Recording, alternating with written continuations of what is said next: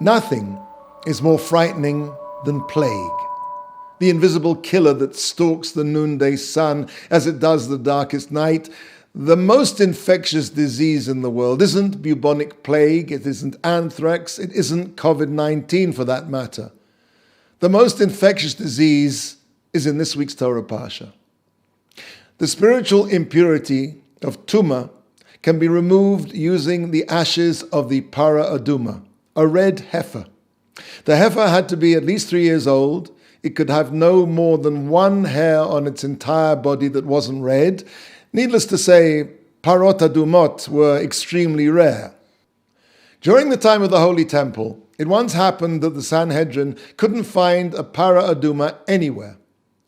Eventually, they learned of a certain non-Jew who indeed owned such an animal. A delegation was dispatched to negotiate and buy the heifer. The owner proposed the price of 400 gold coins, a vast sum of money. The owner affirmed that the animal had never worn a yoke, so they told him they would come back the following day with the money. When he realized just how rare and how valuable the heifer was, he decided to up the price a bit. So when the envoys of the Sanhedrin returned the following day, the owner told them bluntly, "I've changed my mind. The animal is not for sale." The delegation offered him more money, but he was adamant. Finally, the sages offered him an extra 100 gold coins. According to some opinions, it was 1,000.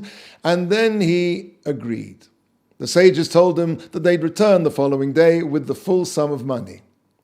After they left, the owner of the cow joked with a neighbor, "You know why they offered me so much money?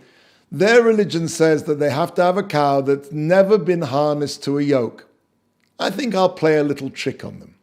So that night, he took the para aduma, he harnessed it, and he plowed with it. The following morning, the delegation returned with the money. Before paying, however, they wanted to examine the animal. After a few seconds, they turned to the owner and said, "You can keep the cow. We don't need it." He was dumbfounded. How did the sages know what he'd done? He said, "Blessed be he who chose this nation." And then, broken-hearted at losing this vast fortune, he committed suicide. How did the sages know that the animal had been used for plowing? Well, a cow that's never been yoked has 2 particular hairs on its neck that are straight. After it's been yoked, they are permanently bent. Also, the eyes of an unyoked animal do not blink. After it's been yoked, it squints, trying to see the yoke. But why did the owner of the cow jeopardize a king's ransom for a little bit of sport? How could he risk so much to satisfy his vindictiveness? Surely it must have crossed his mind that the sages weren't merely going to rely on his word, and they might have ways of verifying his claim. Nothing is more infectious than a bad character trait.